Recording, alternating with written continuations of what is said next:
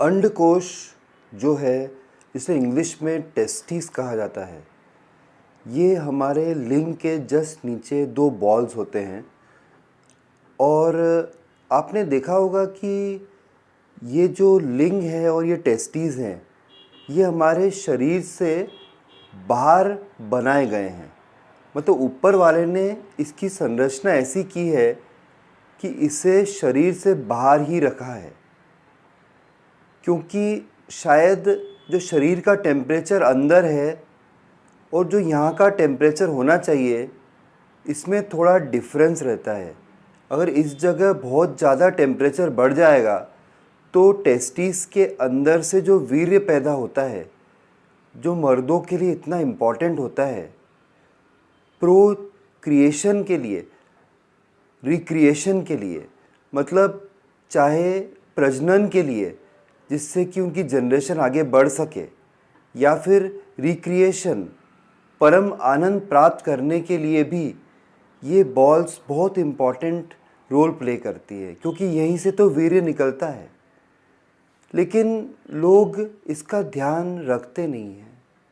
लिंग का ध्यान तो फिर भी रखते हैं, पर इन बॉल्स का ध्यान इतनी ज़्यादा नहीं रखते हैं।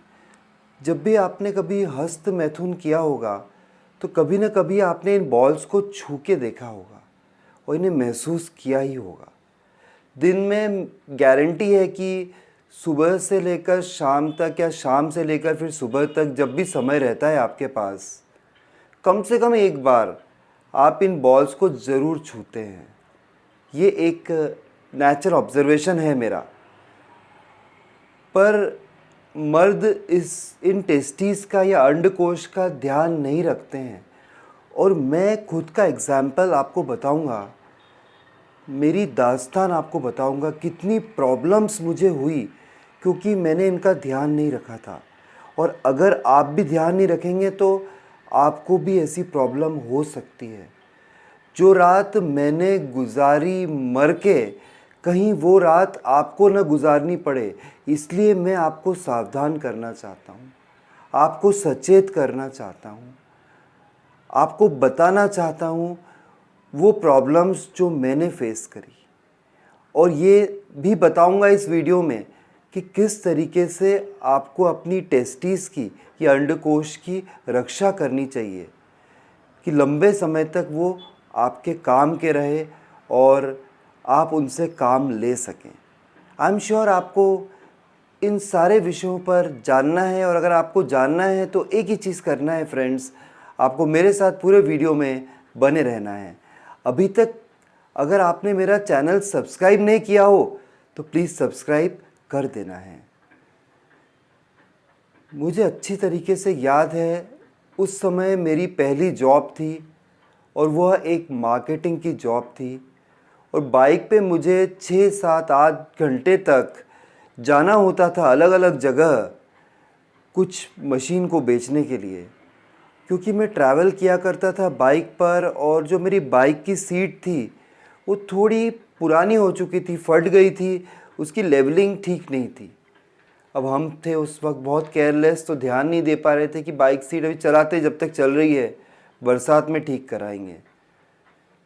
लेकिन हुआ यूँ कि जब वो जॉब मैं करता था और लगातार उस सीट पर बैठकर मैं चलता था, और मेरे जो अंडकोश हैं वो ठीक से सपोर्ट नहीं पा रहे थे उस उबड़ खाबड़ सीट पर।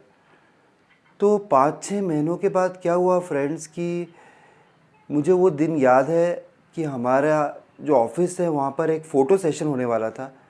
मैं गया था, ऑफिस के एम्प्लॉयज़ भी, लड़कियाँ भी, लड़के भी थे। और जब फ़ोटो खींचने के लिए मैं गया तो वहाँ की जो कोऑर्डिनेटर है उनकी नज़र मेरे अंडकोश पर पड़ी, और मेरी भी पड़ी अंडकोश पर, मेरे खुद के ही।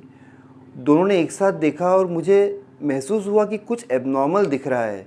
जैसे एक अंडकोश जो है ऊपर की तरफ था, एक नीचे की तरफ आ गया था। ऐसा कुछ हो गया था कि जो मैंने अंडरवेयर पहनी थी डेफिनेटली, और पैंट के अंदर से क्लियरली दिख रहा था कि कुछ डिफरेंट है।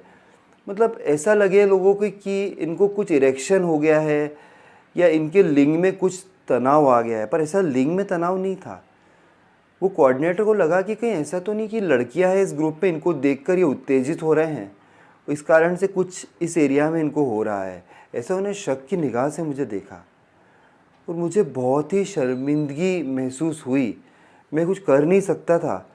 उसके बाद आप मानेंगे नहीं कि मॉल से मॉल से मॉल, एक मॉल से दूसरे मॉल, दूसरे मॉल से दूसरे शॉपिंग सेंटर पे मैं घूमने लगा और अलग अलग टाइप के ट्राउज़र्स ट्राई करने लगा। मेरी रातें बीत जाती थी, 8 से 10 ट्राउज़र्स ट्राई करना है।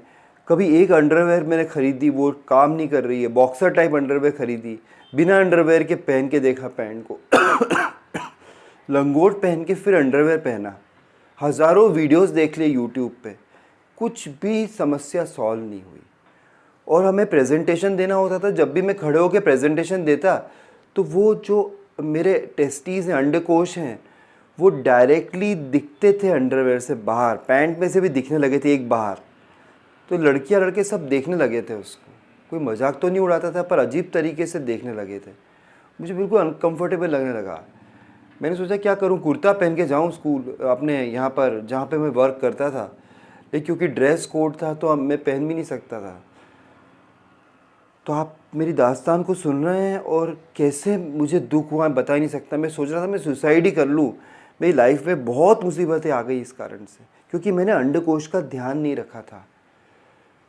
अब इसे सॉल्व मैंने कैसे किया, मैं आपको बिल्कुल सरल भाषा में समझाऊंगा, क्योंकि जो चैनल आप देख रहे हैं इसका नाम ही सरल भाषा है। मैं हूं आपका होस्ट और दोस्त अतुल। अभी तक अगर आपने मेरा चैनल सब्सक्राइब नहीं किया हो तो प्लीज़ सब्सक्राइब ज़रूर कीजिएगा और वीडियो को लाइक करिएगा, फ्रेंड से शेयर करिएगा और हाँ, बेल आइकन को ज़रूर हिट करिएगा, जिससे मेरे सारे वीडियोस आपको आसानी से मिल जाएंगे। तो दोस्तों, इसके बाद मैंने सोचा कि डॉक्टर को दिखाते हैं। सबसे पहले मैं फैमिली डॉक्टर के पास गया। उन्होंने छूकर देखा वो कहते हैं कि मैं इनको छूता हूँ, आप बताइए कुछ दर्द तो नहीं हो रहा है। मैंने दर्द तो नहीं हो रहा है, आप छू के देखिए खुद ही। तो मैंने छू कर देखा तो उन्होंने कहा कि नॉर्मली आप अपने अंडकोश को छूते होंगे दिन में एक बार। उन्होंने बताया था पहली बार ऐसा कि दिन में एक बार तो छूते ही होंगे। मैंने कहा जी हाँ, छूते तो हैं। तो आप देखिए कि इनको छूने से कोई प्रॉब्लम तो नहीं हो रही है, मतलब कुछ अजीब फील तो नहीं हो रहा है। मैंने कहा नहीं, नॉर्मल फील हो रहा है।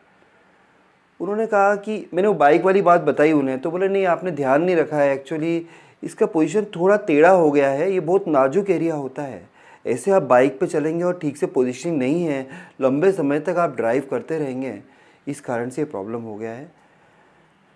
धीरे धीरे ठीक हो जाएगा ये। कुछ दवाइयाँ दी उन्होंने, बोला कि टाइम तो लगेगा और अगर अर्जेंसी है तो फिर आपको जो है वो करना चाहिए, प्लास्टिक सर्जरी करनी पड़ेगी। और मैं इतना डरा हुआ था कि जो हमारे सिटी के टॉप सर्जन हैं उनके पास मैं गया और उन्होंने कहा, मेरी कंडीशन, मेरे रोने जैसी हालत थी। उन्होंने कहा चिंता मत करिए, लेकिन इसमें लोकल एनेस्थीसिया से हम थोड़ा सर्जरी करेंगे, पर 30,000 रुपीज़ कॉस्ट लगेगा। मैंने कहा कोई प्रॉब्लम नहीं है। फिर 30,000 दिए उनको, वो सर्जरी उन्होंने की और वो जो लेवल बिगड़ गया था उसको वापस सेट कर दिया। तो उसके बाद वो प्रॉब्लम सॉल्व हो गई मेरी। लेकिन देखिए, मुझे इतनी सारी तकलीफ़ सहन करनी पड़ी, 30,000 रुपये खर्च हुए और यानी ट्राउज़र्स ख़रीदने में तो मैंने 40,000 रुपये खर्च कर दिए थे। हर टाइप का ट्राउज़र मेरे पास था उस वक्त, क्योंकि मुझे लग रहा था ट्राउज़र का ही प्रॉब्लम है। ट्राउज़र का प्रॉब्लम नहीं था, वो तो अंडकोश का प्रॉब्लम हो गया था ना। अंडरवेयर का प्रॉब्लम है, ये किस तरीके से इसको सॉल्व करना है कुछ भी समझ में नहीं आ रहा था। सही में बहुत ही डिफ़िकल्ट सिचुएशन में मैं पड़ गया था। तो आप ना पढ़े, इसलिए मैं कह रहा हूँ कि अंडकोश का ध्यान रखना है। बाइक वगैरह अगर आप चलाते हैं तो सीट एकदम बराबर होनी चाहिए, अंडकोश की रेस्टिंग उस सीट पर सही होनी चाहिए। अगर सही नहीं रहेगी ना तो आपको बहुत बड़ी प्रॉब्लम हो सकती है। दूसरी बात याद रखना है कि थोड़ा ऑयल लेना है सरसों का और नहाने से पहले एटलीस्ट वीक में 3 बार हल्के हल्के मसाज करना है।